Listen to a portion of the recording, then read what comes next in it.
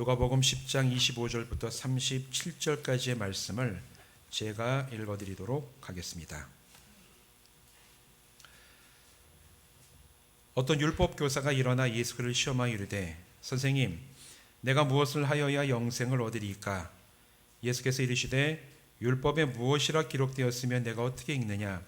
대답하여 이르되 내 마음을 다하며 목숨을 다하며 힘을 다하며 뜻을 다하여 주 너희 하나님을 사랑하고 또한 내 이웃을 내 자신과 같이 사랑하라 하였나이다. 예수께서 이르시되 내 대답이 옳도다. 이를 행하라. 그러면 살리라 하시니 그 사람이 자기를 옳게 보이려고 예수께 여짜오되 그러면 내 이웃이 누구니이까? 예수께서 대답하여 이르시되 어떤 사람이 예루살렘에서 여리고로 내려가다가 강도를 만나매 강도들이 그 옷을 벗기고 때려 거의 죽은 것을 버리고 갔더라. 마침한 제사장이 그 길로 내려가다가 그를 보고 피하여 지나가고 또 이와 같이 한 레위인도 그곳에 이르러 그를 보고 피하여 지나가되 어떤 사마리아 사람은 여행하는 중 거기 이르러 그를 보고 불쌍히 여겨 가까이 가서 기름과 포도주를 그 상처에 붓고 싸매고 자기 짐승에 태워 주막으로 데리고 가서 돌보아 주니라.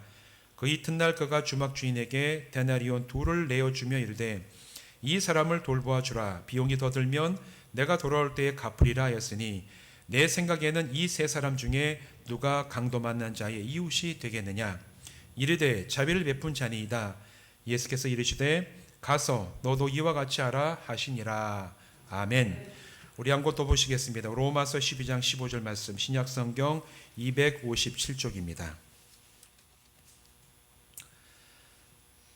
즐거워하는 자들과 함께 즐거워하고 우는 자들과 함께 울라.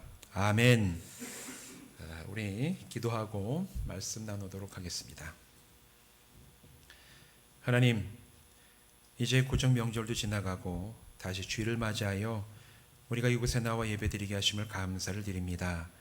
이 예배 자리가 세상살이로 지쳤던 우리의 영혼이 회복되고 새로워지는 자리가 되게 하여 주시옵시고 마음의 근심과 아픔과 두려움이 있는 그 심령에는 하늘의 소망과 담대함으로 체험받는 자리가 되게 하여 주시옵시며 이 세상에 여러 가지 어려움이 있을지라도 하나님이 말씀 속에서 주신 그 약속들을 온전히 붙잡고 믿음으로 이 세상을 살아나가기에 부족함 없는 담대함과 용기를 체험받는 시간 되게 하여 주시옵소서. 이 말씀을 통하여 우리가 새로워지기를 원하오니 주님, 이 시대 한국교회를 향한 하나님의 마음과 또 회복의 길을 우리가 마음에 새겨서 삶의 지표로 삼아 주님 기뻐하시는 교회와 삶으로 주님 앞에 서는 저희들 되게 하여 주시옵소서. 예수님의 이름으로 간절히 축복하며 기도하옵나이다. 아멘. 이 시간 이 자리에 모여서 또 이 자리에 함께하지 못하지만 영상으로 예배를 함께 드리시는 모든 분들 주님의 이름으로 환영하고 축복합니다. 오늘 말씀 전하는 주제는 지난주에 이어서 계속해서 한국교회, 이 시대 한국교회가 회복되기 위해서 정말 우리가 무엇을 필요로 하고 어떻게 해야지 교회들이 사회에서 새롭게 회복되어 갈 것인가, 여기에 대해서 우리 두 번째 시간으로 말씀을 나누려고 합니다. 여러분, 우리가 살아가는 이 세상에는 다양한 종교들이 있어요. 우리는 기독교의 신앙을 가지고 성경의 진리를 믿고 기독교인이라고 불리는 그리스도인이에요. 그러나 이 세상에는 그리스도인만 있는 것은 아닙니다. 우리 사회, 우리가 살아가는 이 한국 사회만 하더라도 기독교가 큰 이제 종교 중에 하나고 더 많은 인구 비율을 차지하고 있는 불교도 있고 천주교도 있고 그 외에 여러 가지 유교도 있고 다른 종교들이 이제 사회 가운데 같이 공존하면서 살아가고 있어요. 한편으로는 참 감사한 게 우리나라처럼 종교가 참 다양하지만 그 종교 사이에 충돌이나 갈등이 없는 그런 사회나 국가는 세계적으로 드뭅니다. 잘 알다시피 유럽이나 미국도 그렇고 종교 사이의 갈등이 굉장히 심각한 이제 사회 문제로 대두가 되는데, 그래도 그런데 비하면 우리나라 이 사회는 옛날부터 다양한 종교들이 있었는데 싸우거나 다투거나 갈등보다는 서로가 공존하면서 살아가는, 어떻게 보면 굉장히 좀 바람직한 사회 모습 속에 살아가고 있어요. 많은 종교들이 있어서 어떤 분들은 종교는 다 똑같지 뭐 다른 게 있냐? 하나님 섬기나 부처님 믿으나 공자님 섬기나 믿는 대상만 다르지 뭐 다 비슷한 거 아니냐? 다 좋다. 이렇게 말씀하시는 분도 계신데 종교라는 측면에서 보면 비슷할 수 있겠지만 그러나 이 다양한 종교 가운데 기독교는 다른 종교들과는 굉장히 다른 독특한 면이 있습니다. 그게 뭐냐면 성경이 증언하는 하나님이 인간이 처해 있는 상황과 한계와 감정에 공감하시고 반응하시는 하나님이시라는 거예요. 더 나아가서 성경이 증언하는 하나님은 단지 공감하고 반응하는 그런 신뿐만이 아니라 이 인간 세계에 직접 내려와서 인간의 삶을 경험해 보시고 인간의 삶의 한계를 아시고 인간들이 가지고 있는 마음의 고통과 갈등과 두려움과 기쁨과 슬픔을 직접 경험해 보신 신이라는, 이게 다른 종교와 굉장히 다른 기독교만의 성경이 증언하는 삼위일체 하나님만이 굉장히 고유한 특성입니다. 하나님께서 이스라엘 민족을 본격적으로 이끌어 가나안 땅에서 나아가게 하신 것은 애굽에서 종살이하던 이스라엘 백성의 울부짖음을 들으시고 그들을 불쌍히 여기셨던 때에 시작이 됐어요. 그래서 출애굽기 2장 23절과 25절을 이렇게 증언하고 있습니다. 여러 해 후에 애굽 왕은 죽었고 이스라엘 자손은 고된 노동으로 말미암아 탄식하여 부르짖으니 그 고된 노동으로 말미암아 부르짖는 소리가 하나님께 상달된지라. 하나님이 그들의 고통 소리를 들으시고 하나님이 아브라함과 이삭과 야곱에게 세운 그의 언약을 기억하사 하나님이 이스라엘 자손을 돌보셨고 하나님이 그들을 기억하셨더라. 이렇게 증언하고 있어요. 이게 무슨 얘기입니까? 하나님은 이스라엘 민족 백성들이 고통스럽게 부르짖는 그 울음소리를 들으시고 공감하시고 반응하시는 하나님이셨다라는 것을 성경 굉장히 앞쪽에 있는 출애굽기가 증언하고 있습니다. 더 나아가서 하나님은 공감하실 뿐만 아니라 이 땅에 오셔서 인간의 삶을 직접 체험을 하셨습니다. 성자 하나님이신 예수님께서 이 땅에 오셨죠. 그것도 우리가 성탄절마다 말씀 나눈 것처럼 대단한 가문의 유력자의 아들로 고귀한 신분으로 태어난 게 아니라 굉장히 낮고 가난하고 오실 때도 정말 정상적인 인간이 태어날 수 있는 그런 환경이 아니라 자기 한 몸 태어날 곳이 없어서 짐승 우리에서 우리가 흔히 얘기하는 짐승들이 먹는 그 밥통이 아주 초라한 모습으로 오셨던 예수님이 바로 이 땅에 임하신 삼위일체 하나님의 모습이 아닙니까? 성자 하나님이 이 땅에 오셔서 죄로 인해 흔들리고 넘어지고 좌절하고 고통 가운데 죽을 수밖에 없는 그런 모든 인간의 한계를 경험해 보셨어요. 인간 삶이 얼마나 가난하고 또 그럼에도 얼마나 사랑이 있고 그 가운데서 희생이 있고 때로는 배신당하고 모욕당하는 그런 인간의 모든 상황과 감정과 희노애락을 예수님이 이 땅에 직접 오셔서 경험을 하셨습니다. 성경은 오늘 그걸 우리에게 생생하게 증언을 하고 있어요. 그래서 히브리서 4장 15절은 그리스도인들에게 이렇게 선포하고 있습니다. 우리에게 있는 대제사장은 우리 연약함을 동정하지 못하실 이가 아니요 모든 일에 우리와 똑같이 시험을 받으신 이로되 죄 없는 이시니라. 이렇게 증언하고 있어요.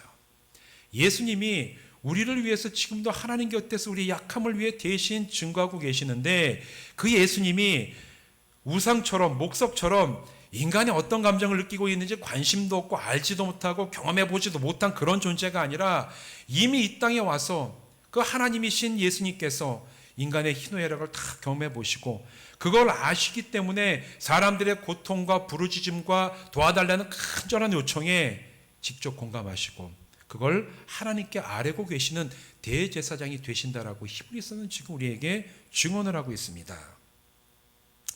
다시 말해서 예수님은 우리의 연약함을 경험하여 하시고 동정하시고 곧 공감하시며 긍휼히 여기신다는 그런 말씀이에요.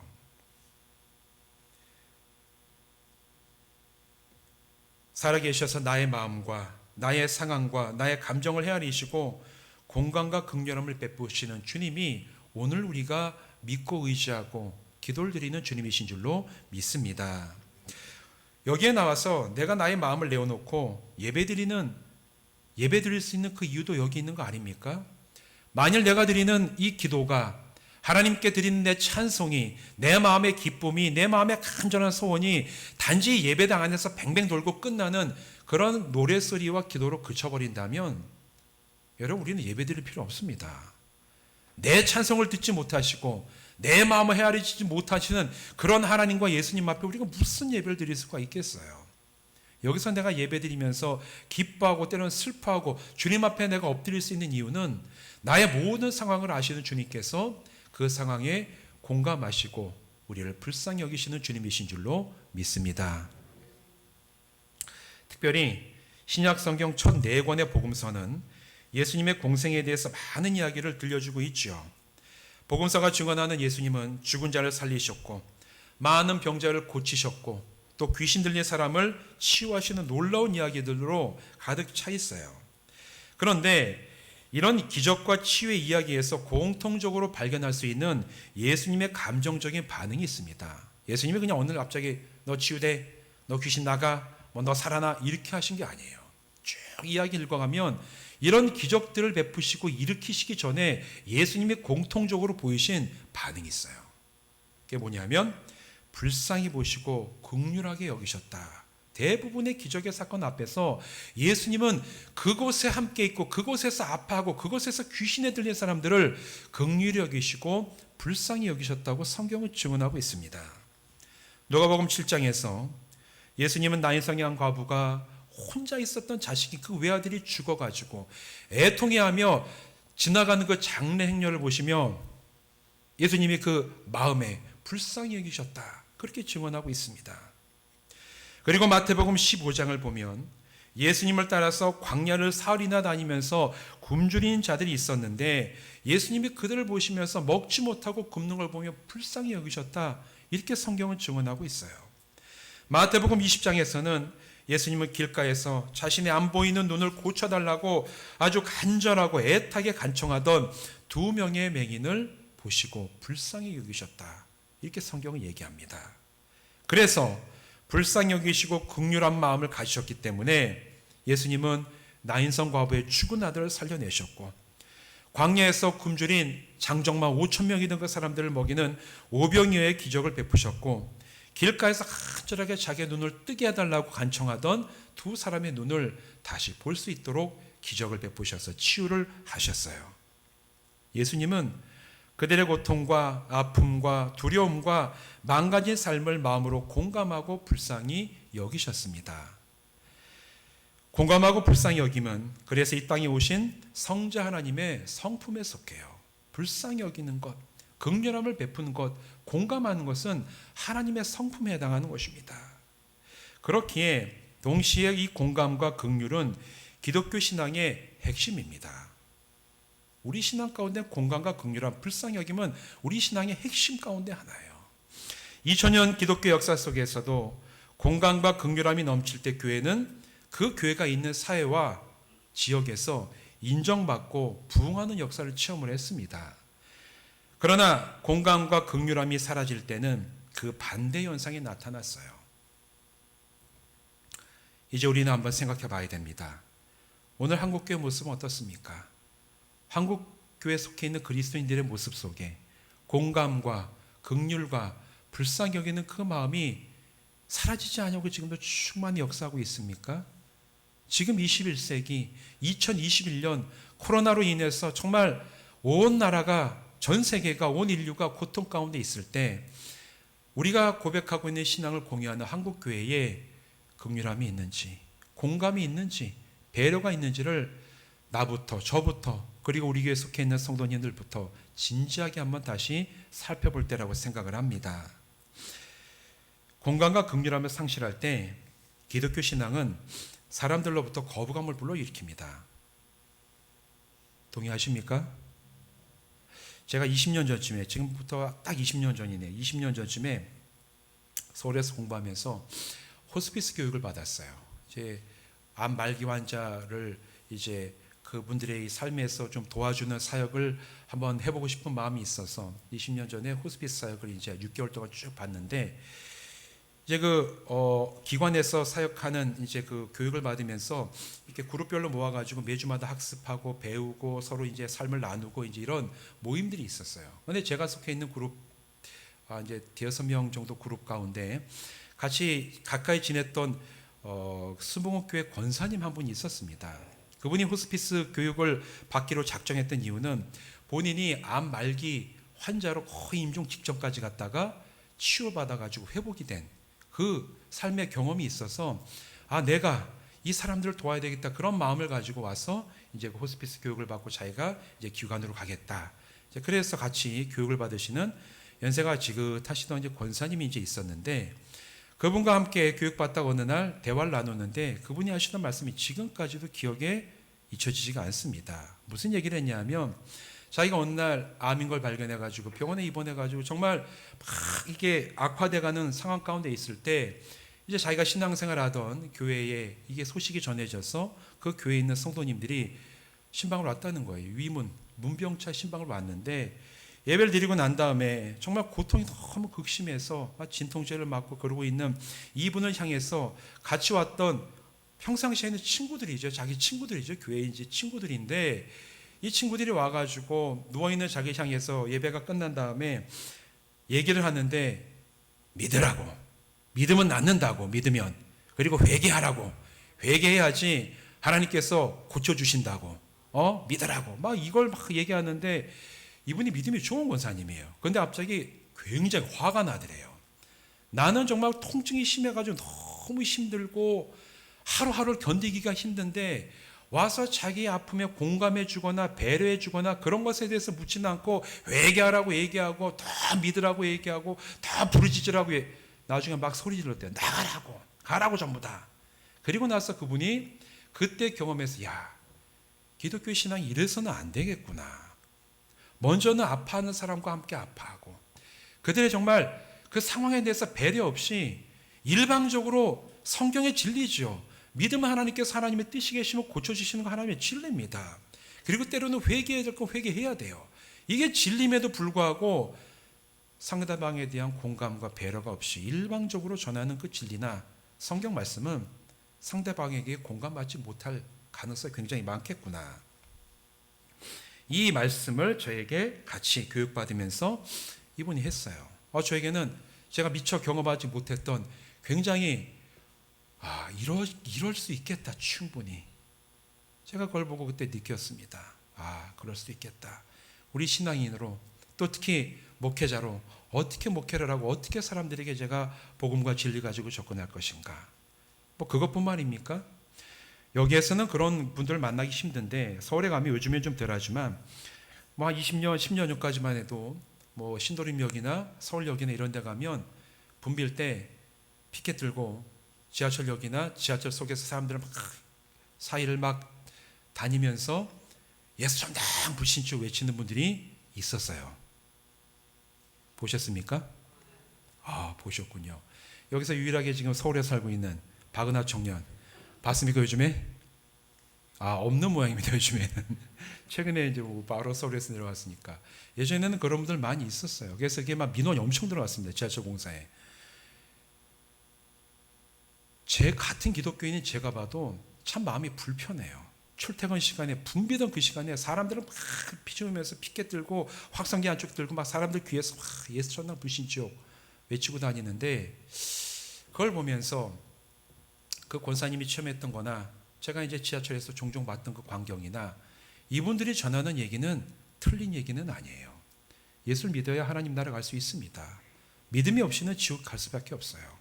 그리고 믿어야지, 회개해야 될 거 회개해야지 하나님의 치유의 능력이 임하는 거 맞습니다. 그런데 그것을 듣는 사람과 공감하지 못한 채 일방적으로 전하는 신앙적인 교훈, 그리고 다른 이들에 대한 배려 없이 함부로 내던지는 복음은 외면당하고 비난을 받는구나. 외면당하고 비난을 받는구나. 현장에서 제가 많이 봤어요. 그렇기 때문에 오늘 우리가 읽은 로마서 본문 12장 15절에서 사도 바울이 명령하는 그리스도인의 삶의 태도와 성품은 오늘 특별히 코로나 시대를 살아가는 우리에게 굉장히 중요한 성품이자 태도입니다. 뭐라고 얘기하고 있습니까? 로마서 12장 5절 말씀 같이 우리가 한 목소리를 읽어볼까요? 시작. 즐거워하는 자들과 함께 즐거워하고 우는 자들과 함께 울라. 즐거워하는 자들과 함께 즐거워하고 우는 자들과 함께 울라. 진심으로 공감하라는 얘기예요. 기뻐하는 사람과 함께 기뻐하고 우는 사람과 함께 울라. 너희의 마음을 다하여 기뻐하고 너희의 마음을 다해서 위로하고 함께 아파하라. 사도 바울이 이렇게 지금 권면을 하고 있습니다. 그런데 슬퍼하고 애통하는 사람들과만 공감하는 것이 아니라 이 말씀을 보면 기뻐하는 사람들과도 함께 공감하라고 얘기하고 있어요. 이건 우리가 보통 생각하지 않는 그런 측면이죠. 아파하고 힘들어하는 사람과 공감하라는 얘기 많이 하지만 기뻐하는 사람과 함께 기뻐하며 공감하라는 얘기는 사실 우리가 거기까지 잘 생각 안 하는데 사도 바울은 여기에 대해서도 얘기하고 있습니다. 무슨 얘기입니까? 다른 이들의 성공에 함께 진심으로 즐거워하기 위해서는 마음이 온유하고 순결해야 돼요. 속담 중에 이런 속담이 있잖아요. 사춘이 땅을 싸면 배가 아프다. 아무리 친한 사람이라도 그 사람이 잘 되고 성공하면 사람들 마음에 시기와 질투가 있는 사람은 배가 아파요. 별로 즐겁지 않습니다. 그러나 즐거워하는 자들, 기뻐하는 자들과 함께 기뻐하기 위해서는 그들의 기쁨에 기꺼이 동참할 수 있는 마음의 순전함이 있어야 된다는 얘기예요.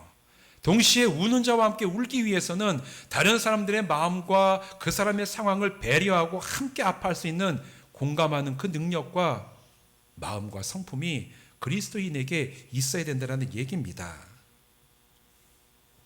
그래서 바울의 명령은 오늘 우리들이 더 깊이 기억하고 실천해야 될 명령인 줄로 믿습니다. 사랑하는 성도 여러분, 즐거워하는 자들과 함께 즐거워하고 우는 사람들과 함께 마음을 다해서 함께 울어줄 수 있는 공감과 배려가 있는 성도들 되시기를 주님의 이름으로 축원드립니다. 그런데 공감과 배려를 실천하는 신앙인이 되는 것은 쉽지 않습니다.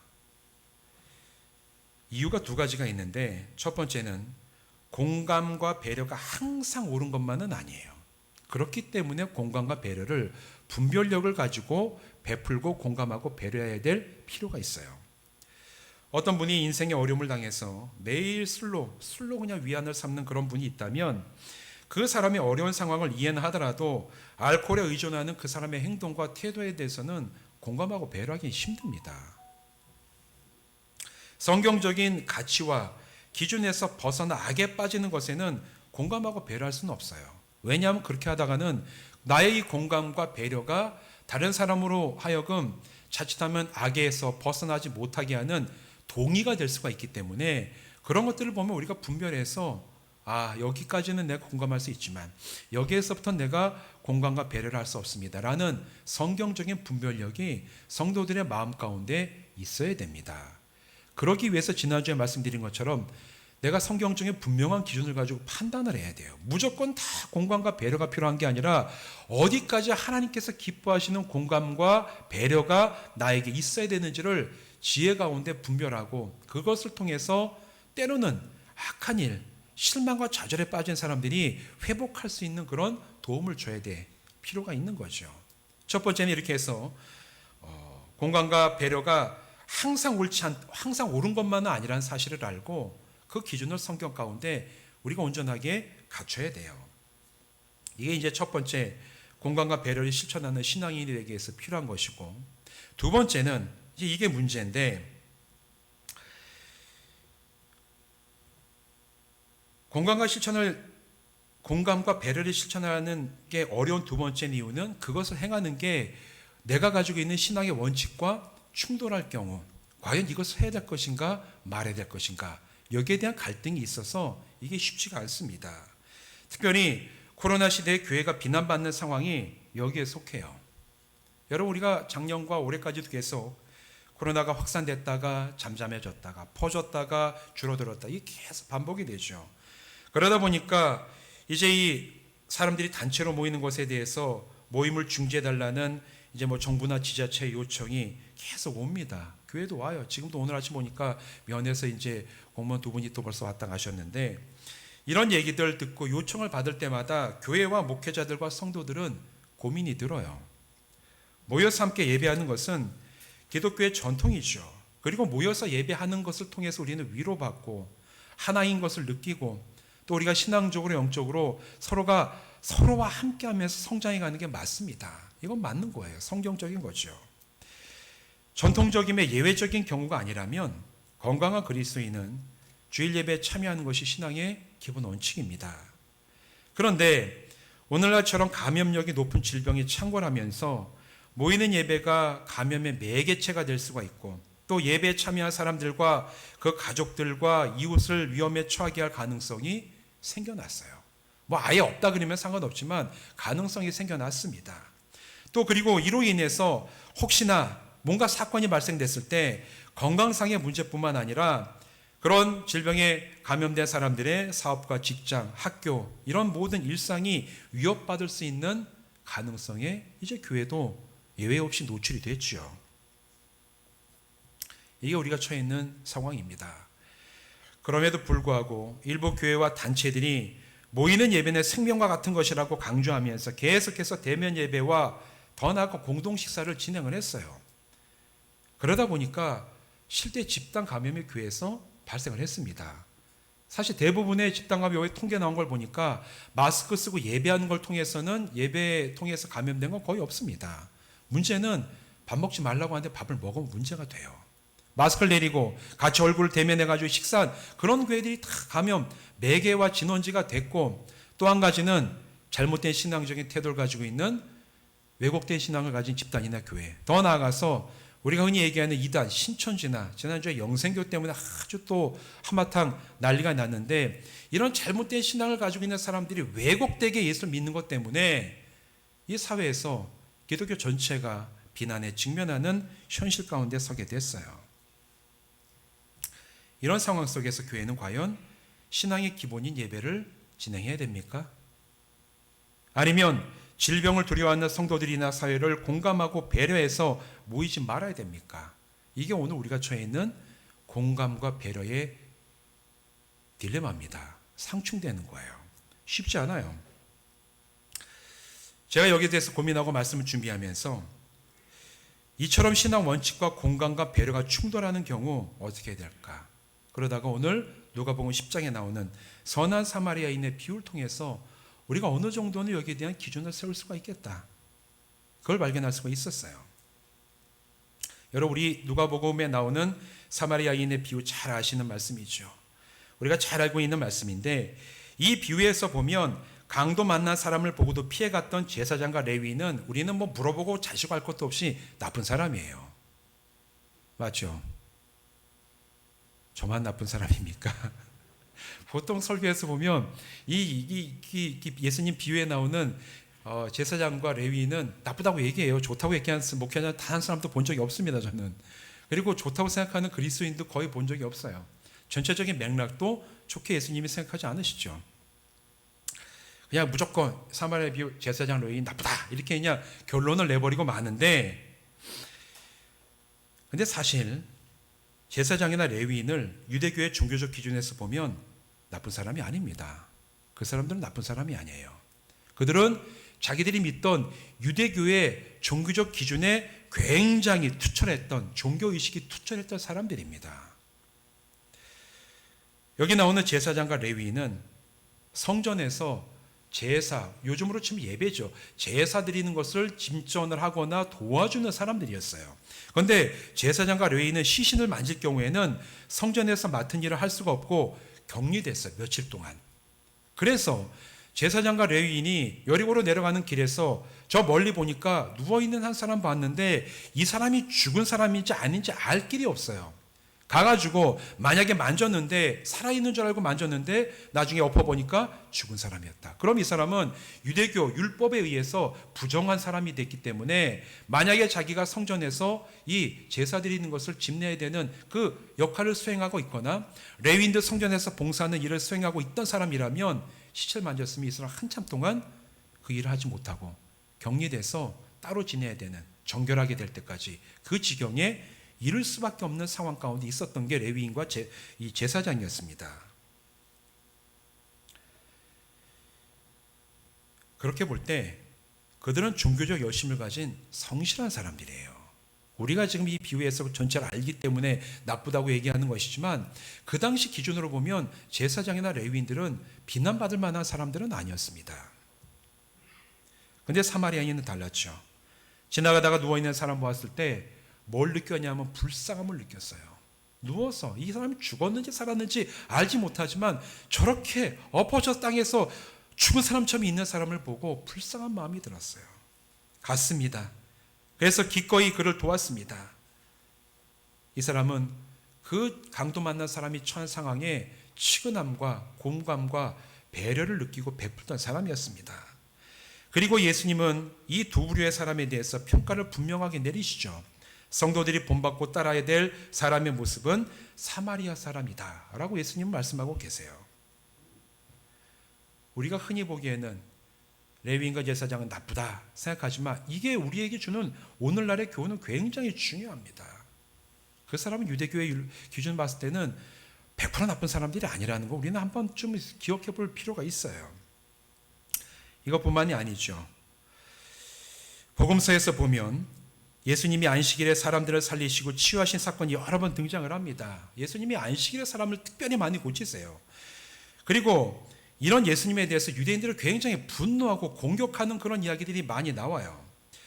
특별히 누가복음 13장에서 보면 예수님은 18배 동안 귀신 들려서 아픈 여인을 안식일에 오라고 해가지고 귀신을 쫓아내고 치유하세요.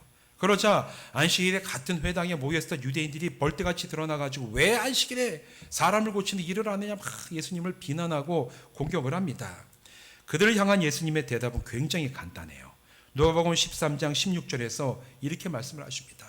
그러면 18회 동안 사탄에게 매인받은 이 아브라함의 딸을 안식일에 이 매임에서 푸는 것이 합당하지 아니하냐. 지금까지 병 걸려가지고 죽어가던 이 사람을 안식일에 고쳐서 회복시키는 게 그게 나쁜 거냐? 그거 옳은 거 아니냐? 죽어가던 사람 살리는 게 옳은 거 아니냐? 예수님이 지금 이렇게 말씀을 하시는 거죠. 안식일이라도 아픈 자, 귀신에 사로잡혀 영이 죽은 자를 살려내는 것이 옳다라는 말씀이에요. 공감과 배려, 이게 실종이 되고 도와야 될 사람을 무시한 채 종교적인 의무와 사명만을 지켜야 한다는 그런 주장은 예수님의 가르침에 일치하지 않습니다. 누가복음에 나오는 선한 사마리아인의 비유도 똑같은 맥락에서 예수님이 하신 말씀이에요. 제사장과 레위인은 유대교 율법에서 볼 때 열심히 있고 그들이 행하는 게 비난받을 일은 아니에요. 그러나 예수님께서 보시기에 죽어가는 사람을 살려내고 아파하는 사람을 치유해내야 되는 하나님의 마음과 그 상황, 그 어려움에 당해 있는 그 사람의 상황에 공감과 배려를 주지 않는 것은 율법의 정신에 맞지 않다. 하나님의 마음에 합당하지 않다라고 예수님 지금 말씀하고 계신 겁니다. 그리고 이것이 죽어가는 사람을 살려내는 것이, 아파하는 사람을 치료해내는 것이, 두려움에 떨고 있는 사람들을 배려해서 그들이 두려워하지 않을 상황 가운데 복음을 전하는 것이, 그게 바로 이웃사랑의 계명을 실천하는 것이며, 신앙의 원칙과 공감과 배려가 서로 충돌할 때 우리가 마음속에 분별할 수 있는 성경적인 기준이 되는 줄로 믿습니다. 여러분, 이런 기준에서 한번 살펴보시기 바랍니다. 오늘 우리 한국교회가 예배가 영적인 생명인 건 맞지만 그것만을 지켜야 된다고 얘기하면서 그래서 오히려 때로는 집단 감염의 매개체가 되는 경우들도 있고 이걸로 인해 가지고 불안해하고 두려워하고 때로는 감염에 대해서 죽어가는 사람이 있는 이 상황 가운데 사람들의 그 상황 가운데 공감과 배려를 하지 않는 우리 한국교회 모습이 과연 하나님 앞에서 진짜 기뻐하시는 신앙의 모습으로 오늘 우리가 살아가고 있는 것인지, 혹시 나의 마음속에는 그런 한쪽에 치우친 그런 태도와 성품을 가지고 살아가고 있지는 않은지 우리가 생각해 봐야 될 중요한 때에 왔다고 생각을 합니다. 사랑하는 성도 여러분, 말씀드린 것처럼 우리에게 예배는 목숨처럼 중요합니다. 그러나 동시에 우리는 전염병으로 인해 사람들을 만나고 모이는 곳조차 두려워하는 그런 시대를 살아가고 있어요. 우리는 이 사이에서 무엇을 선택해야 됩니까? 우리의 기준은 어떤 것이 사람을 살리는 것인지, 어떤 것이 내가 전하는 복음을 공감과 배려 가운데 이 사람들에게 전할 수 있게 하는 그 길인지를 우리가 스스로 잘 생각하고 판단하고 선택하여 그 길을 통하여 이웃을 사랑하는 삶의 방향을 나가시는 여러분 되시기를 주님의 이름으로 축원드립니다. 그럴 때 나중에 이 모든 상황들이 끝나고 결국 끝나게 되어 있어요. 그래서 지나간 다음에 내가 믿는 진리가 당신을 향한 공감과 배려 가운데 전달되어야 되기 때문에 우리의 종교적인 열정을 좀 내려놓고 우리가 드리는 예배를 창하시더라도 내가 당신을 위해서 배려했습니다. 당신의 아픔과 두려움에 내가 공감했습니다. 이게 바로 하나님께서 원하시는 이웃사랑의 실천입니다라고 얘기하며 정말 그들이 듣고 이해할 수 있고 함께 공감할 수 있는 복음의 산 증인으로 하루하루 살아가시기를 주님의 이름으로 간절히 축원드립니다. 기도하시겠습니다.